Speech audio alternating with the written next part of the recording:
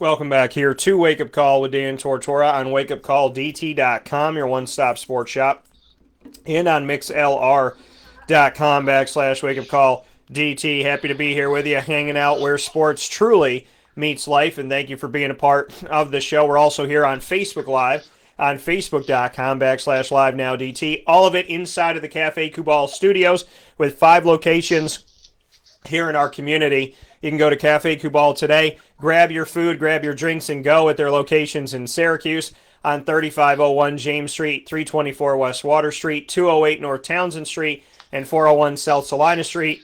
And you can sit down and be in their dining area in Manlius on 343 Fayette Street at their newest location.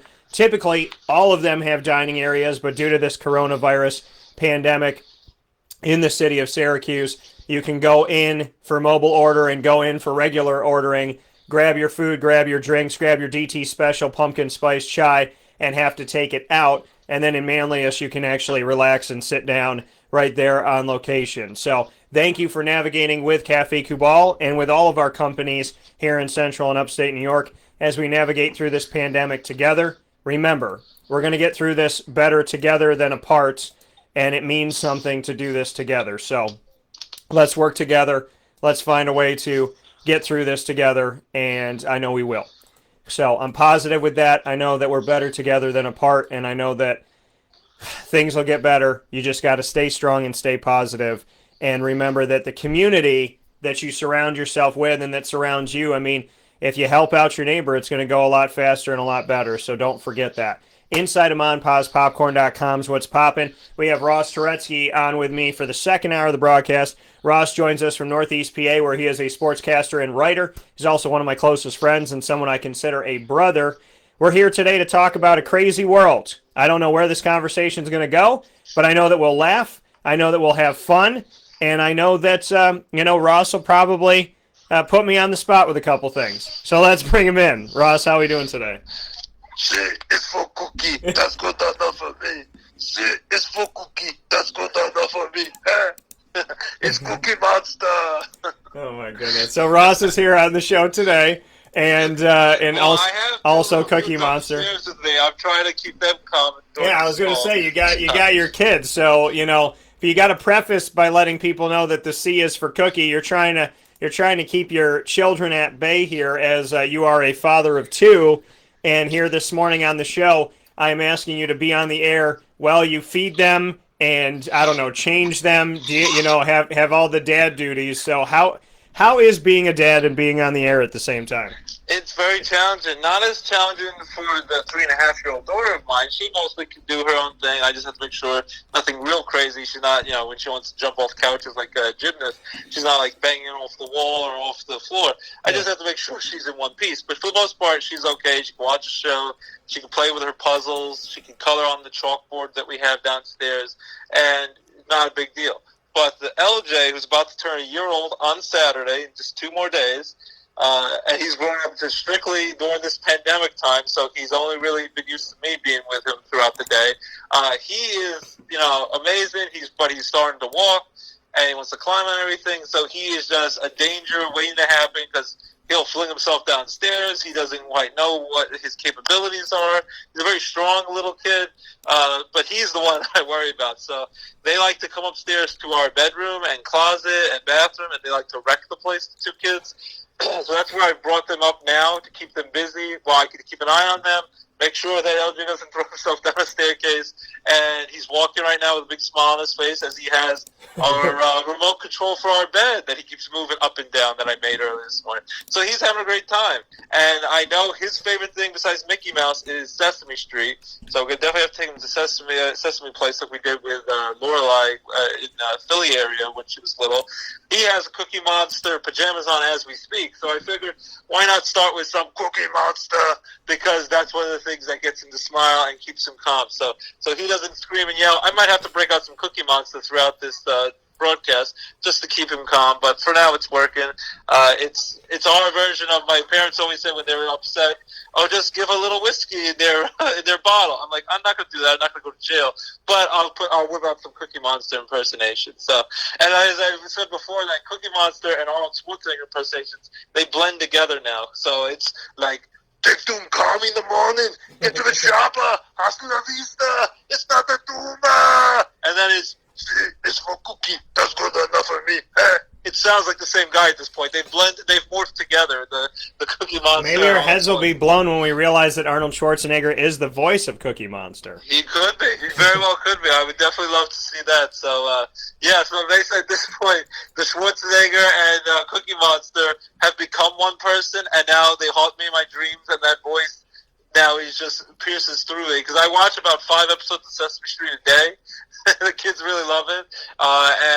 Yeah, it's, at least it teaches them something. But, yeah, it's a lot. So, like I said, Lorelai, the 3.5-year-old, not so bad making while we're on the air, but the 1-year-old, he's just adventurous. So I don't blame him for being that, but it's wild. I try sometimes to get him to nap at this time, but he woke up later because he was up in the middle of the night with me and couldn't go back to sleep. So he's awake, so we'll see what happens. So we'll make the best of it. But, yeah, he's walking, and he's about to be a year old in just 2 days. And it's pretty exciting stuff as what baby LJ will be. As I told you that we're training him. He's been bred to be a starting offensive lineman, like a left tackle to protect the blind side of the quarterback. He's a big, strong kid. He could definitely take you. He could take me at this point, and he could just knock you on your behind. He's a real big kid here. So yeah, he's very powerful. And at times he doesn't even know any better. He just swats at you when he gets excited to hug or kiss you, or sometimes he'll just pull his sister's hair and not realize his strength as he rips out a clump of her hair. Anything goes in LJ's world. Yeah, so I mean that's how he's got to live his life. He's going to be 1 on January 16th, and coming up here in just a couple days here, right after WandaVision premieres on Disney Plus, which is pretty cool. Urban Meyer, I was talking to Papa Joe about it. Urban Meyer's in a situation right now where it looks like he's going to be the next head coach of the Jacksonville Jaguars. I have asked the fans their thoughts on it. You could vote for it on social media, on Twitter, because unlike Donald Trump, I am still on Twitter. @CallDT, that's CALLDT. The question is, with the notion that Urban Meyer will be the new head coach of the Jacksonville Jaguars, where do you stand? You can choose, I love it, I like it, I dislike it, or I strongly dislike it. 42.9% of you dislike it, 42.9% of you like it, and 14.3% of you love it. Nobody strongly dislikes it as of right now. I also asked, which Clemson quarterback would you take? Would you trade for former Clemson quarterback Deshaun Watson, or will you draft current Clemson quarterback Trevor Lawrence? 100% of you said draft Trevor Lawrence. Nobody has said trade for Deshaun Watson as of this morning when I just put the poll up here. You could vote in both of these polls, but do it quick. @CallDT on Twitter. That's @CALLDT. Ross, where do you stand on these two? What do you think about Urban Meyer as the next head coach of Jacksonville? And where do you stand on which Clemson quarterback they should take? Should they trade for Deshaun Watson, or should they draft Trevor Lawrence?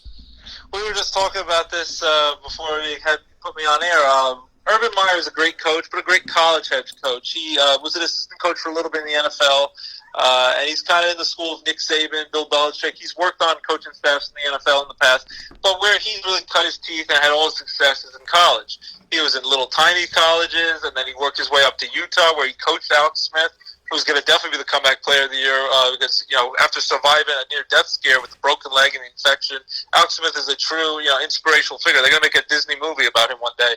So he coached him at Utah, got the #1 draft pick. Then, of course, he went to University of Florida, coached another inspirational quarterback, big-time, one of the elite college quarterbacks of all time, Tim Tebow, University of Florida. Had lots of success, won 2 national championships. But what about me is, he was young back then. He's still relatively young. He's still, I think, in his mid to late 50s. But he's now abruptly retired from 2 head coaching jobs, citing health concerns and needing to spend more time with his family. And you have to respect that. But how, if you're a Jacksonville Jaguars big fan, part of the ownership, part of this team, how can you be confident he's in here for the long haul? He's never been a head coach in the NFL, and now University of Florida, after a few years of great success, He then all of a sudden has, he has a lot of stress. He has heart palpitations. His heart felt like it was going to explode. It seems like anxiety attacks as well. He has to abruptly retire. He's like, I have to be with my family. He then takes like a year off, does some broadcasting, does a great job with that, which he's doing now at Fox. Then he goes to Ohio State, his dream job, his alma mater. Does a great job, wins national championships there. But then, basically the same thing. There was a scandal. One of his assistant coaches was accused of domestic abuse. He didn't really do much to report that. That was also a little suspicious. He was suspended for the first 3 games of what ended up being his last season as a college coach at Ohio State, I think in 2018. And then after that, he had a lot of issues on the sidelines. It looked like he was going to pass out from all the stress he was dealing with. He abruptly retires, goes back into broadcasting. So now, after taking only 2 years off from coaching, he's broadcasting, living a much more relaxing lifestyle. He now then wants to throw himself back into the pressure cooker of coaching, but never mind just college. He now wants to go to the elite level, the highest level of them all, which he's never had coached for in the NFL. And yes, the Jacksonville Jaguars have only up to go, and the sky's the limit when you're 1-15, lost 15 straight games after winning opening week of the season. But there will be pressure on him. That name Urban Meyer, he doesn't want to tarnish his legacy, and they have the number 1 draft pick. They're going to get Trevor Lawrence, who's supposed to be the greatest thing since sliced bread, the greatest top prospect in NFL college history here, and they have $100 million in salary cap space. So it's a very attractive job because you get to be in Florida, no state tax, beautiful weather. You get a lot of money to get free agents, trade for players, and you get Trevor Lawrence. But once that happens, the pressure is going to be on. They can have a mediocre first year this year, but by year 2, year 3, if they're not competing to be a playoff team and potentially a Super Bowl team, they're going to consider this a failure. Just like Nick Saban, after the second year with the Miami Dolphins, was considered a failure after he did such a great job at LSU. He ran off in the middle of the night and coached at Alabama, and he's done great work at Alabama, has the most national championships in college football history for a coach, even over Paul Bear Bryant. But Nick Saban had to go running back to college. So what's the thing, Urban Meyer, besides maybe for a 2-3 year period, how is he going to be in here for the long haul? Do you care if you're a Jaguar fan if he's here for the long haul? Maybe he turns this around. It helps to have the salary space and get the free agents. It helps to have Trevor Lawrence. You have to hope Trevor Lawrence is the real deal, because if he doesn't work out, this is going to be a bust, and the pressure is going to be on. I'm telling you, the first year he can go maybe 5-11, 6-10. They'll accept that after being 1-15. By year 2, if they're not a 9-10 win team, it's going to be considered a failure. The pressure is going to be on, and what's to stop him from having anxiety attacks, the stress, feeling like his heart could explode on the sidelines again, and this time, so just college, he's going to do it at the highest level in the NFL. He's going to probably have to retire again abruptly or be fired, and it's going to tarnish his legacy, and he'll be back in broadcasting and will not be long for Jacksonville. So my fear is that it's a big name hire. I know the Jaguars coach or the Jaguars owner wants to make a splash. Doesn't want to just hire the average token guy, from the college ranks. He wants the big sexy name that you can sell to your fan base. But I think in the end that this is going to be a lot of pomp and circumstance, and in 2 or 3 years, he's going to be out of coaching. He's going to either have to retire because it's too much stress, or after failing for a while, he'll be fired anyway. So I'm hoping he does well. I think he's a great coach in college. I also don't know if his motivational and coaching tactics they'll translate from college to the NFL. A lot of guys who are making big bucks in the NFL, they're going to say, screw off. They're not going to listen to you. In college, they listen to you because in the end, unless there's scandals going on, you're getting paid nothing. You have to respect the coach. You're on scholarship. You can get thrown off at any time. And the college coach is making, great coach is making $10 million a year. You're making nothing. NFL, if you're a big-time player, you don't have to necessarily respect the coach. So if he doesn't win right away, they're not going to respect him. He never played in the NFL, and they're going to turn against him. So I hope he does well, but I can see that the Jacksonville Jaguar fan base has a lot of hope. They haven't had a lot of success in a long time, besides when they almost made the Super Bowl in 2017 with Blake Bortles, who I think is a disaster quarterback. I just think there's a lot of pressure, and I'm worried about his health concerns.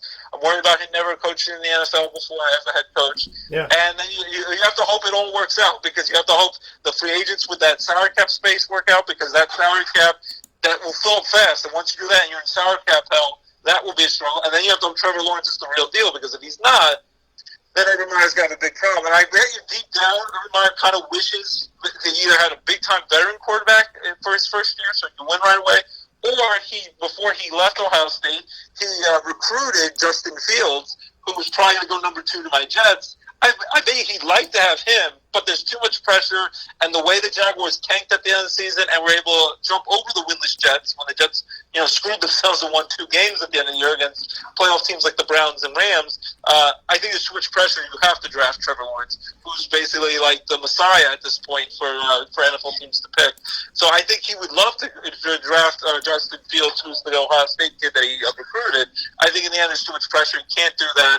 And you better hope the marriage of him and Trevor Lawrence works. So I see a lot of potential with all the free agency money and Trevor Lawrence, but I see a lot of pitfalls. And my prediction is in 2 or 3 years, he's not going to be the Jacksonville Jaguar coach, either by choice or being forced out. Yeah, it's going to be interesting to see, how long this is, because I would imagine that Shad Khan wants to lock this up for a long time.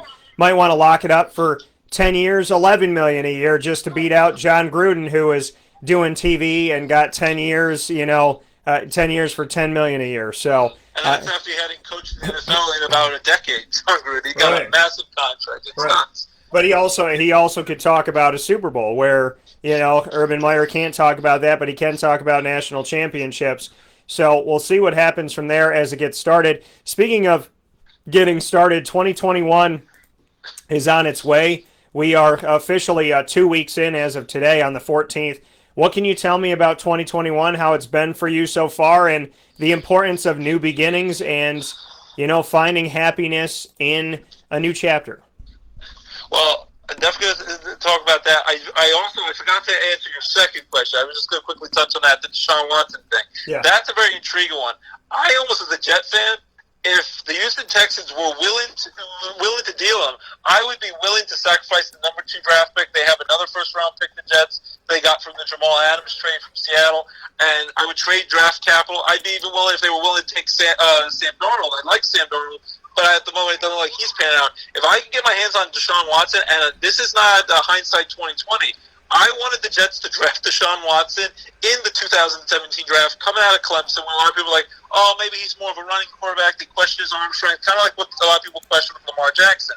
I wanted the Jets to draft Deshaun Watson that year, and they didn't. In the end, they went another direction, and the following year they drafted Sam Darnold, who at the moment, I know Adam Gase is a horrible head coach, is not the offensive genius that everyone thought him to be. I would love if the Jets could get Deshaun Watson at this point, and that's the guy I wanted them to get years ago. So I don't think right now it sounds like the Houston Texans don't want to deal him, and they just gave him a massive contract extension and they brought in a new general manager. But you saw what happens with James Harden in Houston with the Houston Rockets. It's basketball, it's a different sport.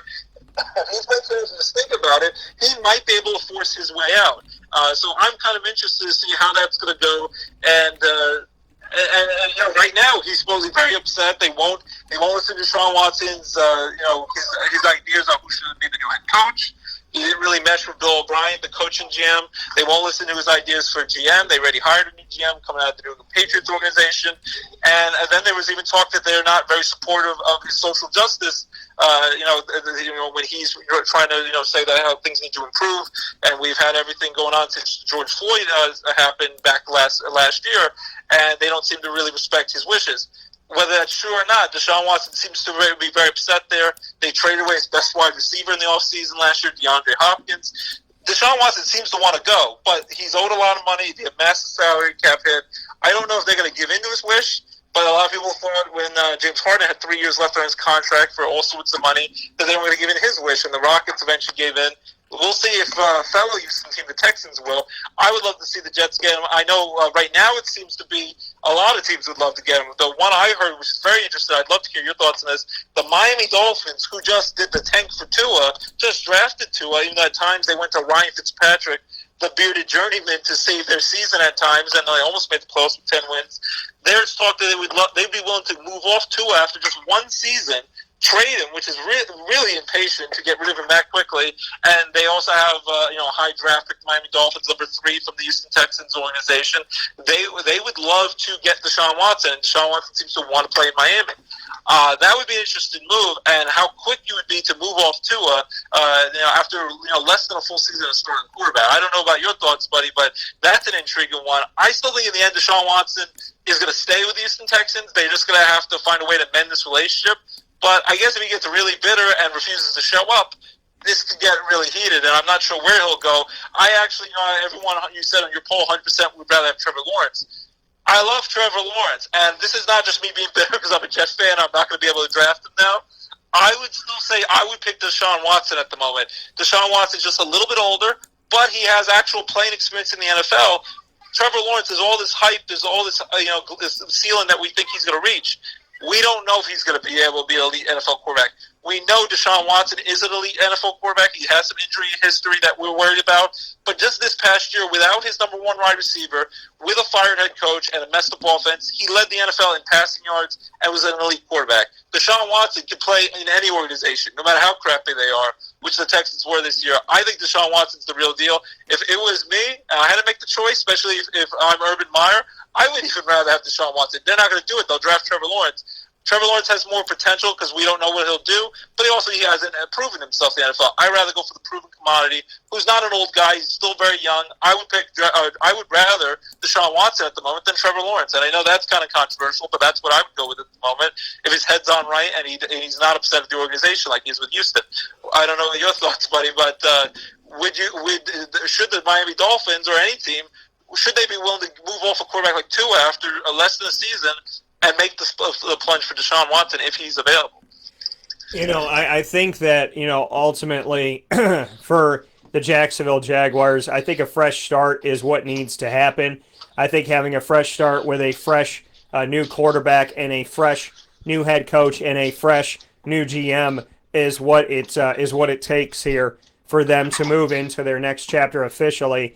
Jacksonville, when they went from Gus Bradley to Doug Marrone, they had Marrone entrenched in Jacksonville. They had him sitting there on the staff with Nate Hackett, who's a friend of mine, and they basically just had them, sitting there and waiting. You got a head coach with an offensive coordinator, and then you bring in a head coach with his own offensive coordinator and shove him in the middle of the staff that's there. I thought that was Shad Khan's way of moving chess pieces around and having things in place a couple of years in advance, maybe saving some money, planning for the future. Probably, and also it probably made, Gus Bradley very uncomfortable, I would imagine.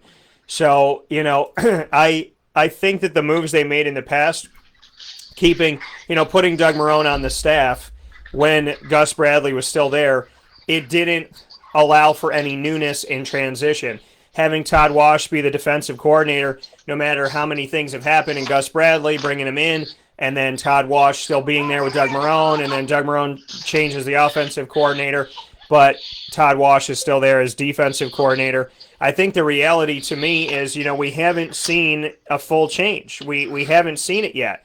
We have essentially seen, a head coach in waiting with Doug Marrone, and we've seen Todd Wash stay there as D coordinator. I don't think we've seen an official change. Now with a GM spot opening, a head coach spot opening, the fact that the head coach is probably going to bring in their own people and, a new quarterback that looks like it's going to be drafted number 1 overall. This is the first official restart or I shouldn't say restart. I don't want to call it a restart because I don't want to connect it to the past. This is the first official new chapter for the Jaguars in a very long time because they don't have that head coach in waiting, because they're probably not keeping any of their coordinators, because the GM that was there for this coach and that coach isn't there anymore.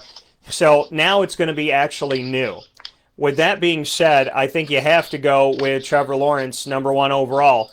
I think that that's a pick you got to take. I don't think you trade away that pick. You never know if you're going to get the number 1 pick again.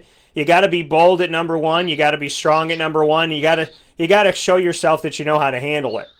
So I think the Jaguars need to handle it, and they need to get after it and understand that they can do this. They will do this. It will be okay. And I think they need to draft Trevor Lawrence. I like Deshaun Watson's numbers. I like what he's done. I like that he has experience. No, I will. The Jets will do it. I would love the Jets to be willing to move off the number 2 pick or Sam Darnold for him. Well, here's the thing. So if you're not going to get Trevor Lawrence, the thought of Mac Jones and Justin Fields, I think Mac Jones is going to be good in the NFL. Justin Fields kind of a question mark to me right now. There's other guys that are coming out that could also breed some success. The only one who I think is a surefire. Even you have questions, but he seems to be the only one who I think will definitely be a success. The other ones, a lot of question marks. And just think about it, though. A lot of the players who've been on elite teams, like Alabama, a lot of their store corrects, including Tua right now. We don't know. It's only been 1 year. And then Ohio State corrects. Dwayne Haskins just burned out in less than 2 seasons. And then, of course, had to be an idiot and go to strip clubs. I don't know, for lemon pepper wings like Lou Williams did in the NBA bubble, but with no mask, during a pandemic with a coach with pre-existing conditions with cancer and everything and high at risk. Dwayne Haskins flamed out Ohio State. So both of those powerhouses where Mac Jones in Alabama and Justin Fields from Ohio State, that kind of scares me. They're coming from elite powerhouse teams where they're usually dominating, blowing everyone out.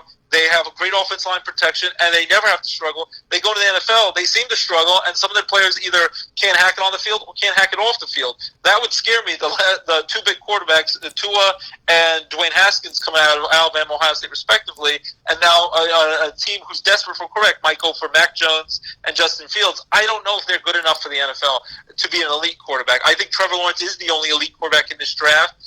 So that's why I would say if you're the Dolphins, even though Tua, you just got him last year, or the Jets, the Jaguars, I think you probably just go with Trevor Lawrence. But everyone else, I think if Deshaun Watson is truly available and you have the money to pay him, I think Deshaun Watson's the guy. I would be willing, if he was willing to come to me, I'd be willing to trade for him rather than draft any other quarterback besides Trevor Lawrence.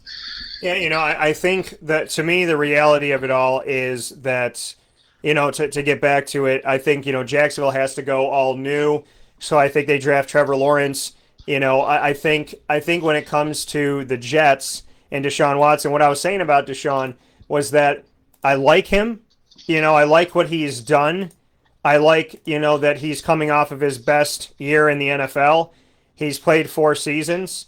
He's played as the starter outright for the last 3 seasons. And so, it's for me, numbers-wise, he's looking good. But there's also the other side of it. There's the flip side. The flip side is he's got 4 years in the NFL, which means if I get Trevor Lawrence, maybe I'm getting a guy for 10 years, 12 years. If I get Deshaun, maybe I'm getting him for 7, 6, 8. So, his numbers are good and he has the experience, but he's also been in the NFL, which means the wear and tear is there. With Trevor Lawrence, I'm buying a new car. I don't know what he can do, but he's won at every level. He's lost 3 games in 7 years between high school and being in college at Clemson. He won championships in high school. He won championships at Clemson. So, and he came into Clemson as the number 1 quarterback recruit. He also came in to some people as the number 1 overall recruit of every single position in college when he came from high school. So you look at what he did in high school. You looked at he was the number 1 overall recruit in the nation when he came to Clemson. And you look at what he did at Clemson. And now you move forward and you say to yourself, okay, this guy doesn't have any NFL experience, but he also doesn't have any hits from NFL defensive linemen and safeties and corners and linebackers and whatnot. So there's the positive side of Trevor Lawrence in that he's won everywhere he's been and he's kind of, the hype hasn't passed him. And he doesn't have any of the hits on him. So he doesn't have the hits, his hype hasn't passed him, and he wins. Deshaun Watson, he hasn't really won a ton. Now, they did take DeAndre Hopkins away from him, and that affects you, obviously. But Deshaun Watson he's had great stats, but the team hasn't had great win-loss records. Last year when they had DeAndre Hopkins, though, they did knock off Buffalo in that epic comeback in the first-round wildcard game before they lost in the second round of the playoffs. So he's not had a lot of success, but he's gone to the playoffs before. He's won in the playoffs. And when he has his weapons and not, fighting with his coach, Bill O'Brien, who everyone seemed to not want to get along with, J.J. Watt, who seems to be a great model citizen, he couldn't stand Bill O'Brien after a while.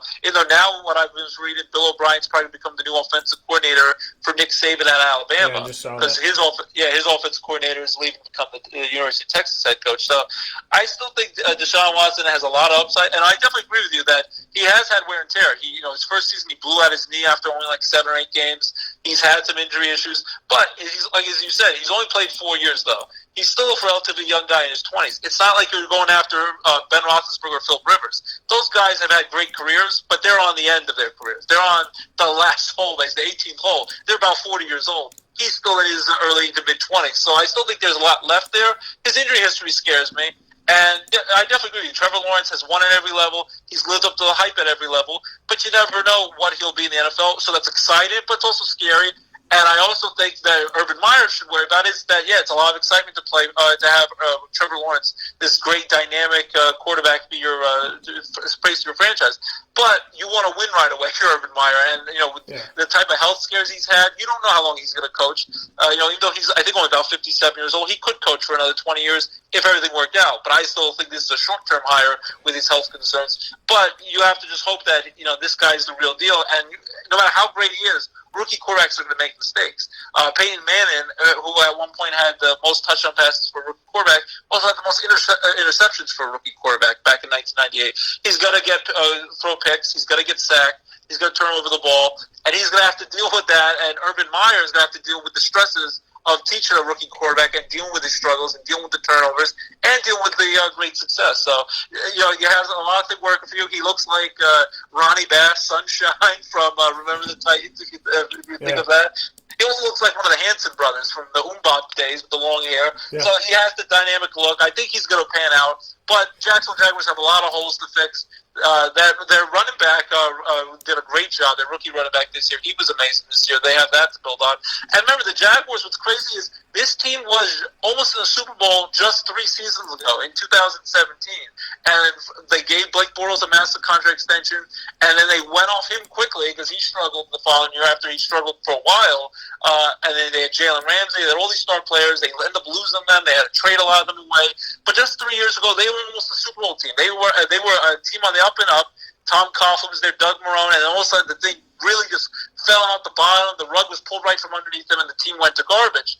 They've won in the recent past. They can win again. I know they've had a lot of losing over the years, and everyone tries to scare everyone off, saying that their owner is going to want to move this team to England because when it's a non-COVID year, they play at least one game in England every year overseas. But for the time being, and you've said this when you've covered them, it seems like they've put in the groundwork to stay in Jacksonville, that they're not looking to leave, which is what people on the outside of the team say is they're all going to leave to England. I think they've won before. They can win, but they've made some mistakes in the recent past, especially at quarterback, though. So hopefully Trevor Lawrence is a breath of fresh air because they've lost Blake Bortles after his struggles, paid him a lot of money. They paid Nick Foles a lot of money. He didn't work out and got hurt, and they got rid of him quickly. Very impatient. And then as you and I have agreed on, I really like Gardner Minshew with his Jorts and the 70s porn stash. I think he's a heck of a young quarterback. I hope if the Jaguars don't keep him as a backup, I hope he can do well and be successful elsewhere. I think he's a pretty good quarterback. I think he's at least as good as Mitchell Trubisky, who gets chance after chance with the Chicago Bears. I really like Gardner Minshew, but he had some struggles, got hurt, and then was begging to get his job back. And when they were tanking, they rather go to Mike Glennon, the journeyman veteran quarterback, to play so they could keep losing games. So I don't know. Hopefully for Jaguar fans out there, you draft Trevor Lawrence and you don't look back, and he's your quarterback for the next decade and a half. That's what you have to hope for, and Urban Meyer will be there to guide him, tutor him for these at least next few years, and you hope he's the real deal. And I think he will be.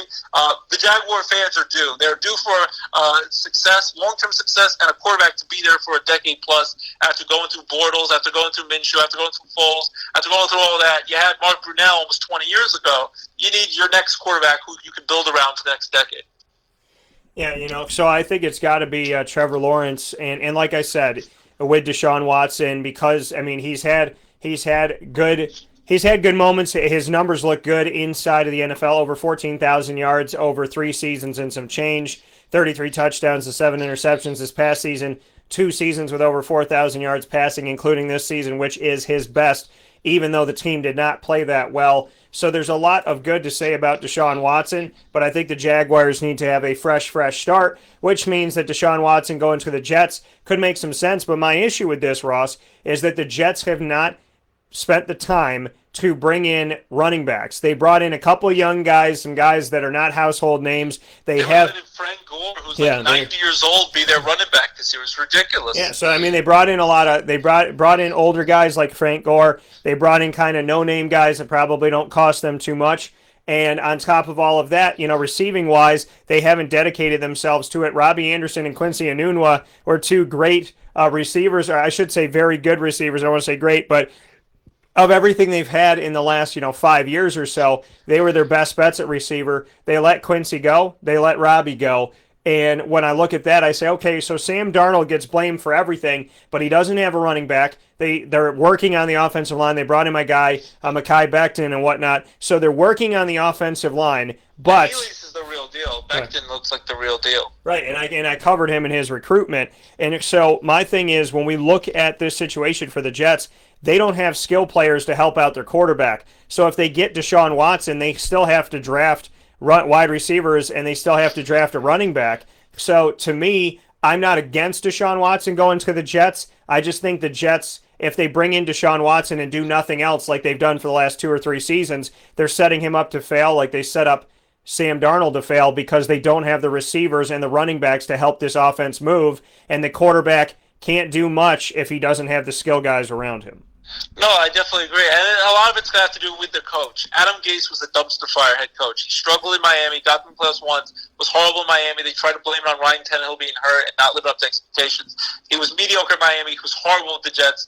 7-9, they got better in the second half of last season. And in this season, they were winless almost the whole year. They were terrible. He was supposed to be an offensive guru to build up Sam Darnold, and Sam Darnold actually struggled worse and worse in his third year instead of rising to new heights. This was supposed to be the year Sam Darnold took that leap. I still don't fully want to give up on Sam Darnold. I still almost feel like if Justin Fields is your best option at number 2, I'd rather almost keep Sam Darnold. And as you were saying, and then also it stakes because they got Le'Veon Bell, who's not quite what he was, but he still has some success with Kansas City now. Might win a Super Bowl with them. Adam Gase didn't really want Le'Veon Bell. Didn't know how to use the star running back who could catch the ball out of the backfield and run the ball after he left the Steelers and all that headache where he sat out the year, leading up to going to the Jets. He barely let Le'Veon Bell play, and then he dumped Le'Veon Bell for basically nothing.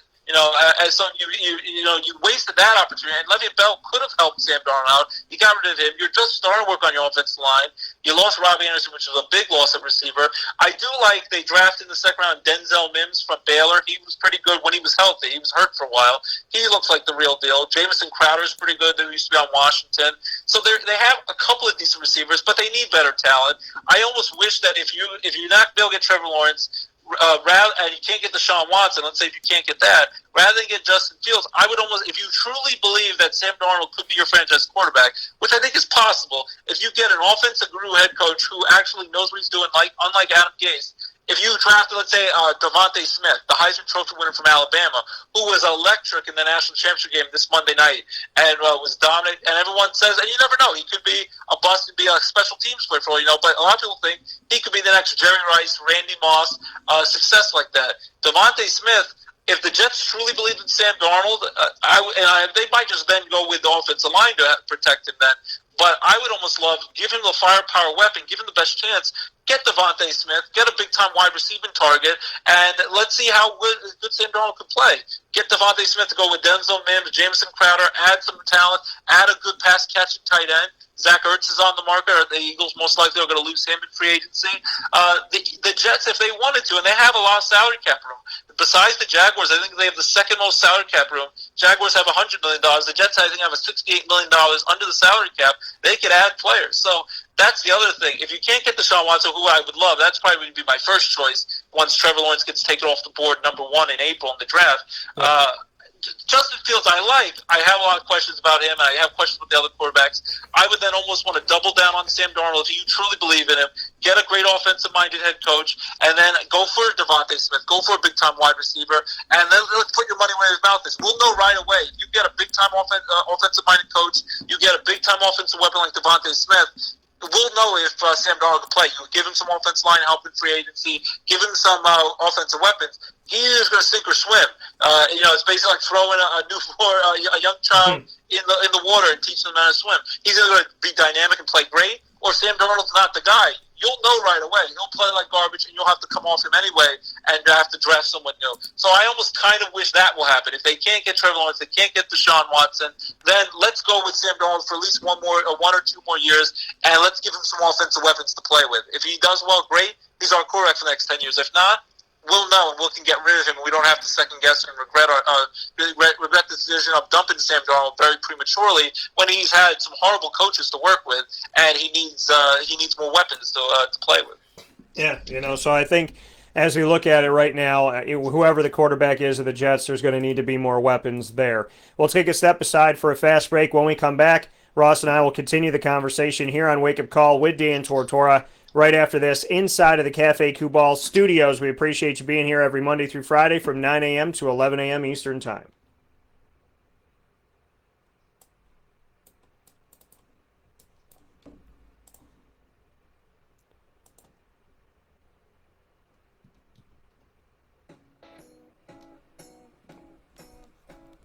In these unique times, there are those in our community that give us a sense of normalcy and positivity. Pizza Man on 50 Oswego Street in Baldwinsville has been here for you for over 35 years and is here now. Call 315-638-1234 or order online at pizzamanbville.com to bring those familiar tastes into your home. And remember to come see our monthly on-site broadcasts centered around the community and our Baldwinsville Bees. Pizza Man in Baldwinsville. Any way you slice it, they're always here for you.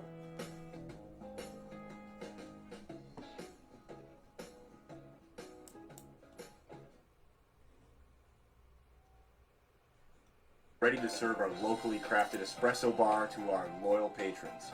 Inquire at cafecubal.com. I'm George Townsend of Honda City with some good advice when buying a new car. The true cost of owning a new car is determined by the appraised value when you trade it. No vehicle appraises higher than a Honda. Next, look for low APRs and deep discounts. You also want low maintenance costs and great fuel economy. That's why my advice to you is to buy a new Honda. Looking pre-owned, visit our Honda Certified Used Car Center. Honda City, 7140 Henry Clay Boulevard, Liverpool, or HondaCity-CNY.com.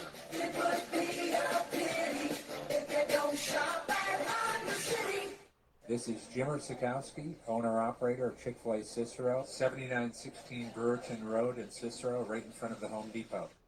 I had a deep feeling that God wanted me to do something bigger with my life and to help people, help others. I kept putting Chick-fil-A in my life, and I realized as I was going through the franchise selection process that positively impacting the lives of others is really core to what we do here at Chick-fil-A. First of all, it starts with the food. The food is brought in fresh daily. We bring in local produce. We prepare to order in the kitchen. We hand butter chicken. We hand spin our milkshakes. It's great food. It doesn't taste like fast food. I think the second thing is the way people feel when they come in a Chick-fil-A restaurant. It's different. We try to treat people with intentional kindness here, which is very different and deeper than good customer service. And so I think it feels remarkable for most people to come in a Chick-fil-A restaurant. And then lastly, the impact that we try to have in the community is very different. It's a big part of the expectation of every operator of a Chick-fil-A restaurant is that they're actively engaged in their community, they're a leader in the community, and they're making a difference. When they realize that what we're striving to do is to shine a little light in their life, that's a very, very different experience than you will have at any other quick service restaurant. And it's that remarkable experience that I think people will emotionally connect with. Welcome back here to Wake Up Call with Dan Tortora on WakeUpCallDT.com, your one-stop sports shop, and on MixLR.com/WakeUpCallDT. Hanging out here inside of the Cafe Kubal studios. You're also watching us on Facebook Live on Facebook.com/LiveNowDT. Monday through Friday from 9 a.m. to 11 a.m. Eastern Time. Once again, we appreciate you being here, hanging out with us. Ross is here with us talking about Urban Meyer, talking about his Jets number 2 pick, my Jaguars number 1 pick. Bill O'Brien is going to looks like the new offensive coordinator of the Crimson Tide after Steve Sarkisian decided to head to Texas 5 seconds after the championship game. Bill O'Brien, the former GM and head coach of the Texans, who notoriously made a fantastic decision to get rid of arguably the number one receiver in the nation, to not get a receiver back, but to get a running back who wasn't playing well since his first season or two. You bring in a washed-up running back for a wide receiver who is fantastic. It made no sense. It was like giving someone a $100 bill for a dime, and that's what ended up happening. And now Bill O'Brien looks like he's going to be the offensive coordinator of Alabama. Ross, your thoughts on the fact that Bill O'Brien, who is the boss of himself at Houston as the head coach and the GM, who made the decision to get rid of DeAndre Hopkins to bring in running back David Johnson, which to me is like getting rid of the girlfriend that has everything you ever hoped for a girl that, stabs you in the middle of the night when you're sleeping. I don't really and I'm not saying that David Johnson stabs people. I'm saying taking away something great for something not so good. Basically, let's be real. It's like he gave up Lucky Charms for, when you go in the store and they have marshmallow treats, which look like Lucky Charms, but they're not. So that's essentially what happened here. But in reality, because it wasn't receiver for receiver, it wasn't marshmallow treats. It was like giving up Lucky Charms for shards of glass inside of your cereal. So what are your thoughts on Bill O'Brien's amazing decision-making, which has somehow led him to the fact that he may be the new offensive coordinator for Nick Saban? What will actually surprise you is I think in the NFL he's a dumpster fire. Absolutely not. College, I think it will work. First off, Nick Saban is an alpha male head coach. He comes from the school of Bill Belichick, Bill Parcells. Yeah. Nick Saban is only going to give Bill O'Brien authority over his offense, and if he doesn't like that, he'll strip that away from him. Bill O'Brien, he can coach offense. He's had success. He had a lot of help that he for a while was offensive coordinator and coached Tom Brady. And famously, years ago, before he was a head coach, when he was just the offensive coordinator, Bill O'Brien got yelled the crap out of by Tom Brady on the sidelines. Brady wasn't putting up with O'Brien's garbage, and it seems like Bill O'Brien's a little antagonistic, and his coaching style rubs you the wrong way. You rubbed off the goat the wrong way, and I know that sounds dirty, but it's not. Brady did not like it. Brady yelled back at him and said, "Get the heck out of here." Bill O'Brien, he can coach offense, and what also helps is Alabama recruits the top players every single year. They're going to lose Devontae Smith, they'll lose Mac Jones this year, but they'll have another top recruited quarterback. They'll have more superstar wide receivers, more top running backs. That's why, as great as Nick Saban is, and I give him a lot of respect, being the greatest head coach in college football history, it's not the same as the NFL where he struggled, because Nick Saban gets basically 20, 30 top first-round draft picks every single year. It's stacked for him to win every single year, where he has a couple of tough SEC opponents, and then he has a bunch of garbage where it's like D3 schools where there's a bunch of weird Chattanooga State names in there, and he destroys them by 100 points. So they're going to win. They're going to score a lot of points. He's going to have top talent there. Even when he loses a top player and loses the Heisman Trophy winner and a top quarterback and receiver, he'll replace him with other superstar players. So I think this will actually help Bill O'Brien a little bit. He might fool and trick other colleges and NFL teams to bring him back. I think it'll be horrible as a head coach again, because he'll coach the offense so well. He'll have a lot of offensive firepower weapons to work with. They'll score a lot of points, and then people will get fooled and forget that Bill O'Brien is a horrible head coach. They'll think, oh, look at all that success. Alabama wins their 50th national championship in a row. Let's go with him as our new head coach, and he'll be terrible. So that's my prediction with it. He'll have success as an offensive coordinator because he has so much firepower to work with. Nick Saban won't let him screw up, because if he screws up, Nick Saban will get him the hell out of there, because Nick Saban, he runs the show there. That and all the Affleck commercials he does and all the money he makes. Nick Saban runs it there in Alabama. He's a great college coach. But as I said, in the NFL, he had his struggles. Bill O'Brien had some success with Penn State where he had a tough time, a tough situation. He was the head coach immediately after the Jerry Sandusky scandal and Joe Paterno passed away, a living legend in Joe Paterno. He became the coach of Penn State with all the, they had the suspensions and different things. They had less scholarships were taken away. And he had success at Penn State. Did pretty well there before James Franklin came in, and he's also done pretty well there. So he coached well there. Then he jumped to the NFL, and he had some success with the Houston Texans, but a lot of it is you could tell he rubs people the wrong way. So, and then the idea that they gave him the responsibility to be his own general manager to make all the decisions of who's going to be on the team, that was crazy. That was asinine, because it's one thing to say, oh, he's a great offensive mind, let him be the head coach. And at times he had some success there. It helped they had a lot of talent. J.J. Watt, Davian Clowney for a while, DeAndre Hopkins, Deshaun Watson, all these star players, even though they usually can only make the first or second round of the playoffs, and they fizzle out. But the idea they let him be the GM, and he basically torched the team. He pissed people off. J.J. Watt was having screaming matches with him, and J.J. Watt seems like he wouldn't have a screaming match with anyone. He could get along with a serial killer, and he'd be, he'd be his best buddy. Bill O'Brien must really have a knack of annoying the crap out of people, even saintly people. Mother Teresa might have yelled back at him. That's what I told you. That's what I told you off the air yesterday.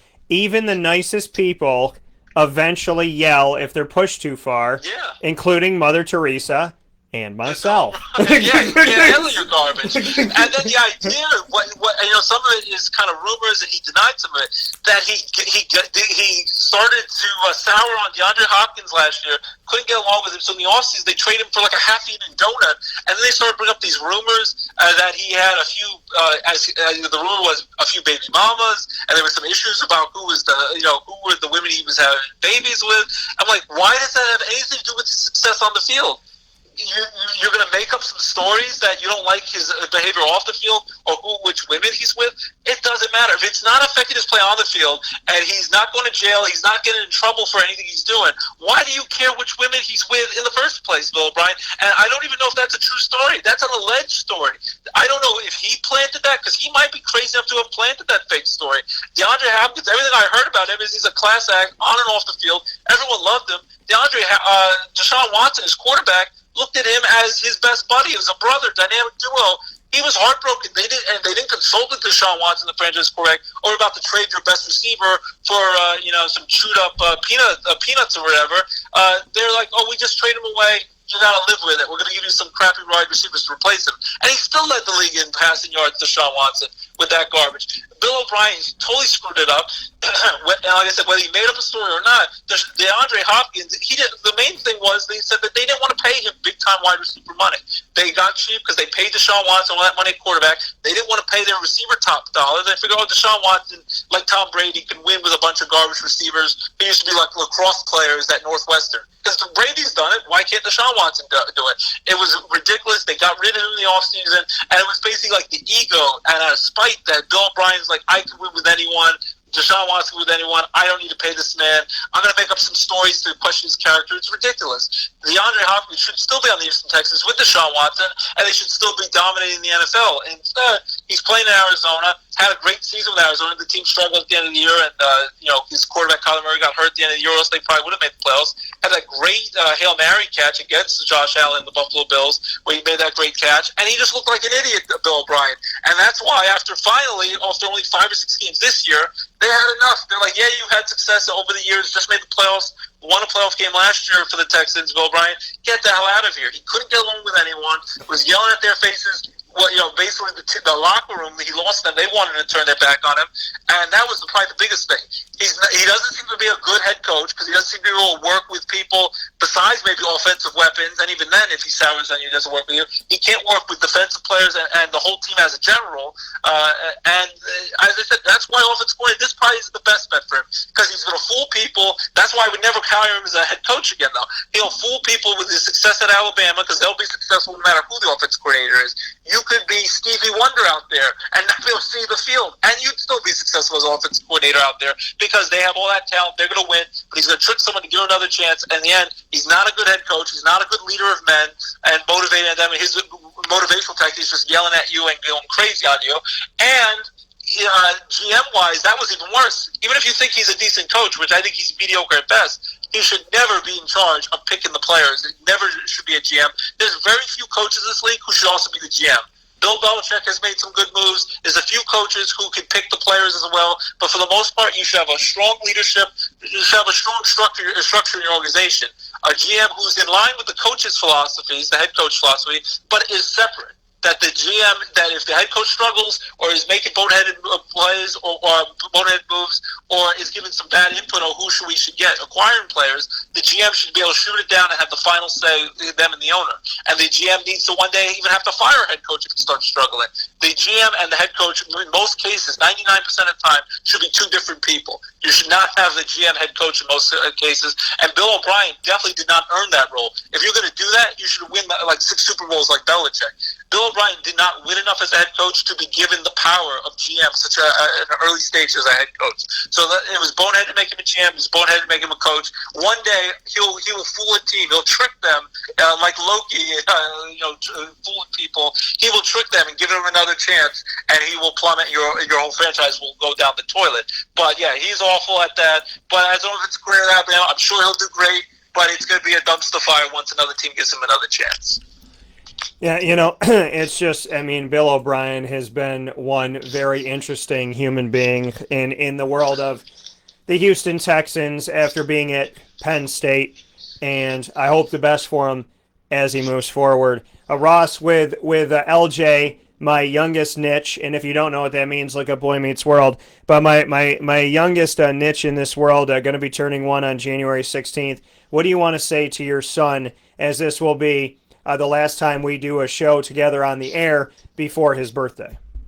Feliz cumpleaños aquí. It's one of the few Spanish phrases I remember, and I took like 6 years of Spanish in school. I know the colors, like azul and blanca and naranja. I know a few colors and numbers, but I don't know much else. And I know how to say happy birthday. But happy birthday, buddy. LJ, you are the best thing in 2020. You, your sister Lola, and my wife Abigail, you made 2020 a year that was somewhat salvageable, and I kept my sanity because when we were quarantined together, you're right on top of one another, your loved ones. You truly know who's in your foxhole, who you can trust, and who makes life worth living, and it's them, my family. They were the only bright spot, basically, in this miserable 2020 that we just finished, because they have my back. I love them more than life itself. I would step in front of a tractor trailer if it meant they were protected and they were healthy and could live a long life. I would give my life up to them because they are what makes life worth living. I love my daughter. She's amazing. She made me a girl dad for the first time, and she's incredible to watch her grow up, and she talks a mile a minute, and she's a know-it-all. She says she knows everything, doesn't need to learn anything, but she's amazing how smart she is and how talented she is in solving all the puzzles and, trying to jump around she thinks she's a gymnast as well. She's very good at artwork. And then LJ, he's growing up so fast. Watching him be able to walk and seeing how proud he is. He's applauded himself. He gives himself a standing ovation while he's walking. And I'm so proud of him, and I'm so glad that he feels so good about himself that he can walk. And I know that was a big milestone, and he wanted to conquer that. And one of the next milestones, in another year or so, he'll get potty trained like his sister Lorelai, and he'll probably be giving himself high fives and clapping for that. And I'll feel so happy. I love to live through his eyes and my daughter's eyes to see them achieve these milestones little by little that seem like pretty minuscule because of the the long term thing. Everyone eventually accomplishes that, but for that moment, they're the greatest accomplishments in the world. It's like they become president of the United States. Well, Ross, if you've been to a public bathroom lately, I would tell you that not everyone has accomplished potty training yet. yet. The Capitol building with the crazy madness. There was disgusting writers who were peeing on the floor. You're grown-up men and women. Hold your pee. It's disgusting enough you broke in. Now you're going to pee and defecate on floors. So I guess LJ be able, my daughter and LJ, one day be able to go potty on their own in an actual bathroom is an accomplishment. So absolutely. So LJ, every little thing that he does, be able to walk on his own. He's eating regular people food. He's drinking regular milk now. We don't have to spend $1 million on formula, which is very expensive. I know parents of young children will know that. And we don't have to spend all the money on baby food. He's eating real food with us. He's eating chicken nuggets and hamburgers and french fries and pizza. He's become like a little mini-me. A little version of me kind of looks like me when I was a little kid. Kind of a little roly, big chunky, big strong guy, which my mom told me that I had 3 chins as a baby and no neck. I was just like a big, strong football player looking like, and that's kind of what he looks like. He's sturdy, strong as a rock.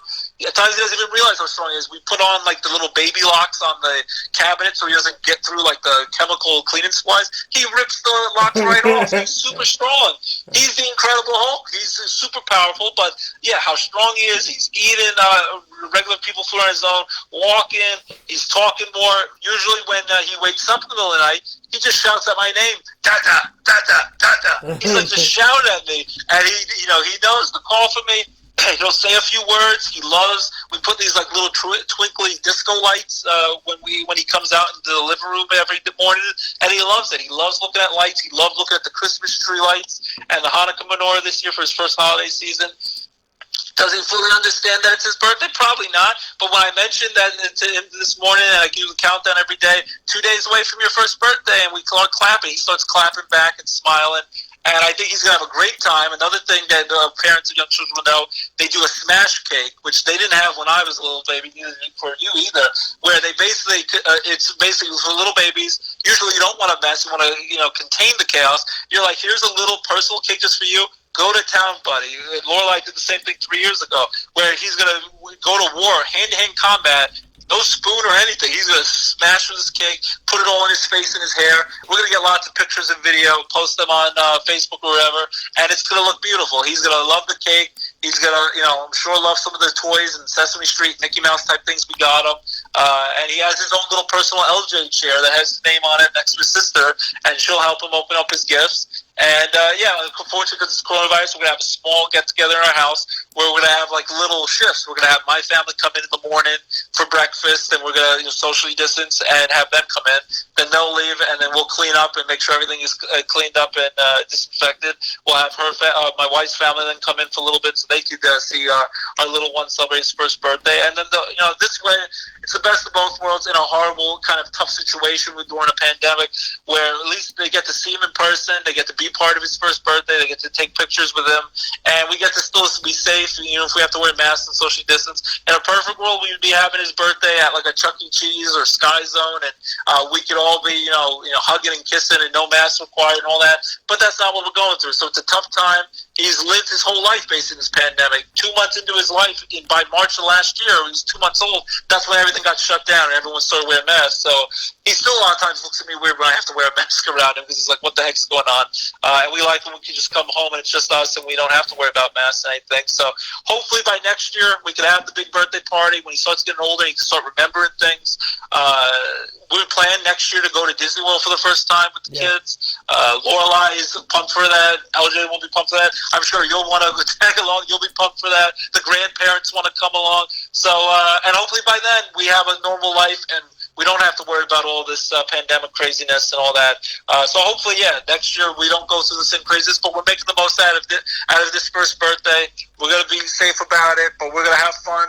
He'll get his smash cake. He'll get his fun presents. And I have so much enjoyment living through my children's eyes, them experiencing their first, all their milestones, all the things they're going to do. My daughter wants to do dance and karate and all these cool things. I'll go to every single thing that they have. As long as I can make it, I'll do everything I can to be at every single recital, every single play that they're in, and to see them achieve all these amazing things because they're little at the time, but they grow up so fast, and as everyone says, they grow up so fast, and I used to laugh at them.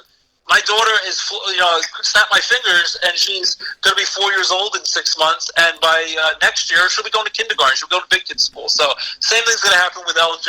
It does fly by, and before you know it, you're going to be an old crazy man, and you're going to have to hope that your adult children want to come and visit you once in a while, and you're going to be talking to yourself, and I know I'm going to be a crazy old man, because I'm a crazy young man now, so I don't doubt that. I just hope that I raise them right. They could go out on their own and be good people, good men and women to society, not hurt people, be kind. As Mr. Rogers always said, the three important things in life are be kind, and be kind. So hopefully they're kind, they're generous. I know they're smart. I know they're talented. They make something of themselves, and then they just once in a while want to hang out with their crazy old dad. So if I can make them good people in this society, I can teach them that, and then eventually be willing to let go of the power and trust that they can make the right decisions. Then I'll know that I've done a good job as a parent. I'll have known that I was successful at that, and that they could be good adults and citizens of the world. And then once in a while they come visit me. That'd be great. That'd be the ice on the cake. If I could ever go to one day when this pandemic, so we could go to a football game, go to a baseball game. We went to a football game in the pandemic in Pittsburgh when they allowed it. But when we could go have a beer with my son one day when he's an adult, and they're willing to hang out with me, that'd be sweet. Because one day there will be a transition. You'll go from being, and you probably have this with your parents. They're still your parents. They're still an authoritative figure. But one day you go from being they're the boss man and woman to they become more your friends. They become more your pals, your confidants. You share things with if you have a good, healthy relationship, and you go to them for advice. Sometimes they'll go to you for advice, but they're not just strictly a parent anymore. And I know that one day. Right now, I'm in the parent mode of keeping my kids alive, keeping my kids not from flinging themselves down a staircase, and enjoying all their little first milestones that are so big to me. But, one day I hope that I, raise them right, and then I can just be more of a friend to them one day, and that's kind of the goal. But for now, you have to lay down the hammer, be a good parent, tell them no, even though sometimes they don't like to hear that. They'll cry sometimes, but you got to be, you got to lay down the law when you need to, and you got to pick your battles. With anything in life, with relationships, you got to pick your battles. You know that first and foremost, Dan, and I know that. You got to, with women, men, anyone. You got to, family members, friends. You got to pick your battles in this life. But as I said, that I love watching him grow up, watching him achieve all these little milestones. I'm so excited to celebrate his first birthday. Hopefully, many, many more to come. Hopefully, at least 100 more. And I always play. The last thing I'll say is kind of sappy. I always play our goodnight song that I dance with one song. I put him to bed after he was bottle. We play Billy Joel's Lullaby. I recommend that every parent or any parent out there, but any person out there, but especially a parent, Dan, I recommend you put this on and play this after the show. Put on Billy Joel's Lullaby. You're going to shed tears. And I know every time I play it, I do that because it's basically that you're singing a song, trying to rock your child to sleep, but it's also saying that this lullaby, this song, will live on, and our love for each other will live on even after I go away, and I'm not on this earth to watch you and be with you. And that horrifies me as a parent. Like, I know I'm still relatively young, but you don't know how long you have on this earth. I would love to be with my children for eternity. I hate the idea that one day I won't be there. So it's schmaltzy, it's sad, and kind of morbid to think about, but I kind of look at that song, Billy Joel's Lullaby, that my love for you will move on and will be there, and I will always be a part of your life, whether I'm on this earth or not. I will always be watching over you, and I will always love you. And very much that's the message of that song, and our love will conquer all. Love will conquer with all the hate that's going on in this world. To start off 2021, we're 2 weeks in, and there's a second impeachment. There's people rioting the Capitol. There's people making threats with the inauguration day. I've always said we're more alike than we are different. Let's unite. Let's be together. I don't care if you're a Trump or Biden supporter at this point. We have to stay together. We have to unite. We have to love everybody, as Jackie Moon from the Will Ferrell from Semi-Pro movie said. We have to be one and take care of our fellow man and woman and take care of one another. And that's my message for my son is from Billy Joel's Lullaby. My love for you will always be there even after I'm gone. And I love you to infinity and beyond, as I tell I still for Buzz Lightyear. I tell my daughter and my son every night, I love you to infinity and beyond, and I will always love them no matter where I am. That coming from Ross Turetsky, sending his love out to his daughter and his son, and with LJ's birthday coming up this Saturday, January 16th. Ross, as always, I appreciate you. God bless to you and to the family. And I look forward to talking with you soon, and thank you for everything as always. Thanks for having me on, buddy. I enjoyed even our 2-hour conversation on the phone last night. I don't know if you told the audience, but we were on the phone till about midnight last night. It flew by, though, and then some things we're happy to talk about, some things we're sad to talk about.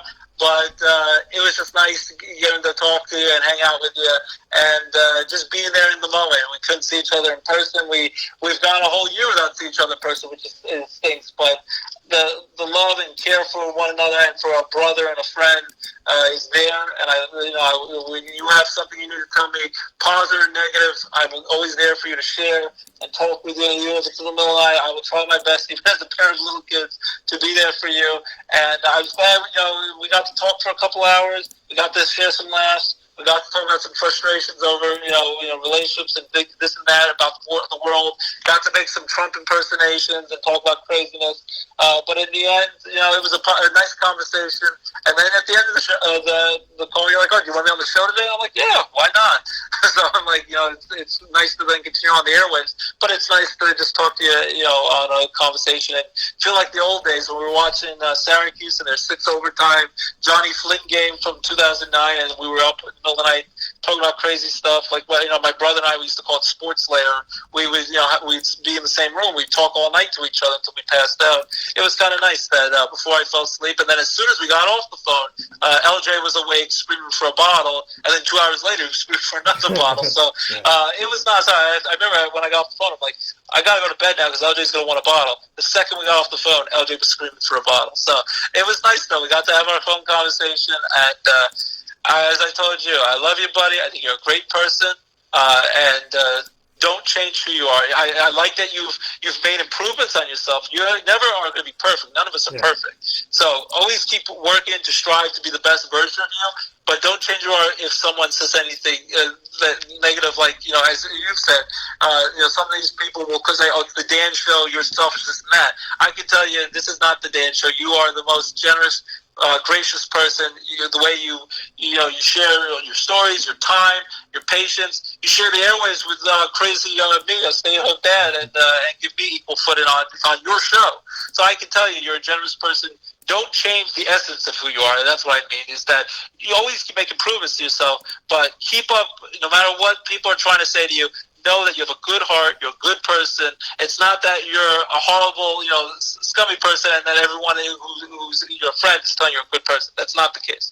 You're a good person. I think you're one of the best out there. I think anyone who's lucky enough to be your friend or to be your girlfriend or be your wife is a very lucky person. And keep being you. Keep working on your physical and mental health. Keep working out, getting your 10,000 steps. You've transformed your body, your mental and physical health, and that's the best thing you can do, especially during a pandemic and all the craziness in the world. Take care of your health, mentally, physically. Make sure you're healthy and ready. And that's what I said, be ready, because when you least expect it, there's going to be the perfect person for you. And I'm going to get a good call late at night about you being engaged and having a baby and all that great stuff. And that's what I'm looking forward to. As you told me when I laughed at you, like, oh, that's not going to happen for me. It's going to happen. It happened for me. It's going to happen for you. You're the best person I know. And keep being the good, big-hearted person you are. And to me, Dan the Man, you are my Mr. Rogers. You are my be kind, be kind, be kind. And don't let a few bad apples spoil that for you. I wanted to share that with you to wrap up my part of the show.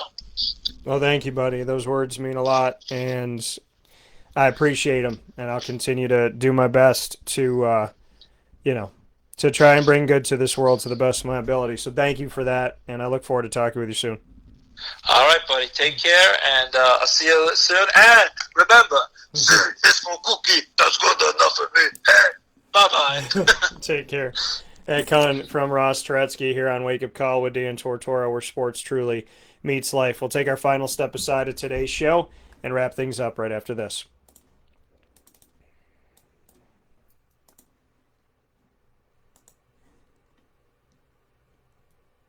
Is home to over 40 flavors with more than 200 flavors in their total wheelhouse. Sky's the limit for this sweet and savory Central New York company. Keep it local at your parties, fundraisers, wedding showers, baby showers, and more.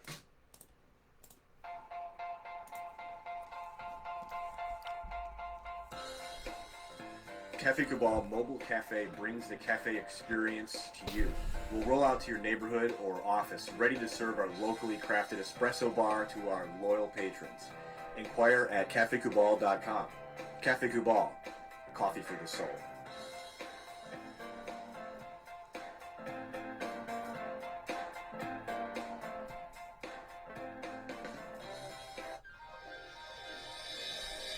Mon Paz Kettle Corn and Popcorn Factory, located on 201 7th North Street in Liverpool, is home to over 40 flavors with more than 200 flavors in their total wheelhouse. Sky's the limit for this sweet and savory Central New York company. Keep it local at your parties, fundraisers, wedding showers, baby showers, and more by calling 315-450-MA-PA.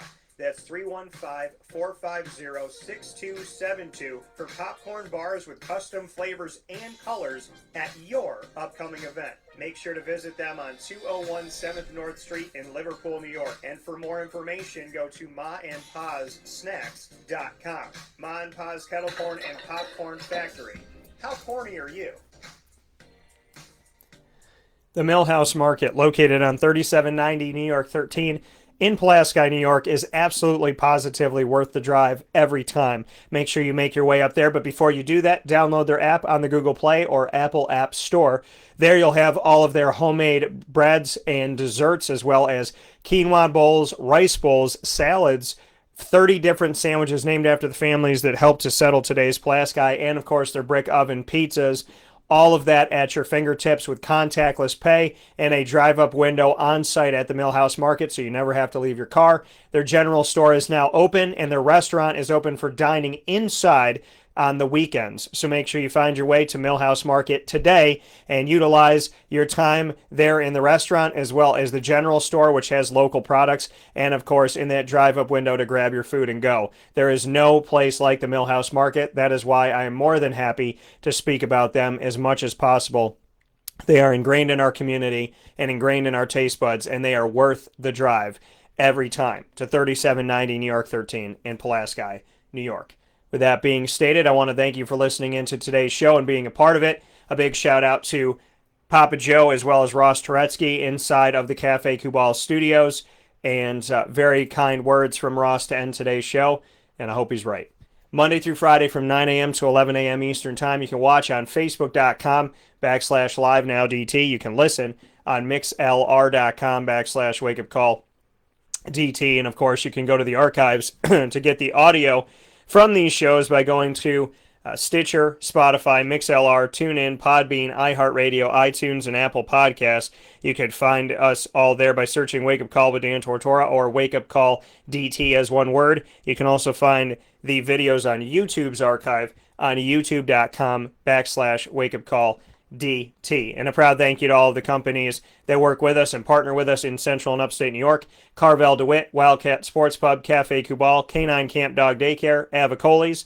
Go to myavicollis.com. That's AVICOLLIS.com, and use the promo code AVS10 for 10% off. That's AVS10 online.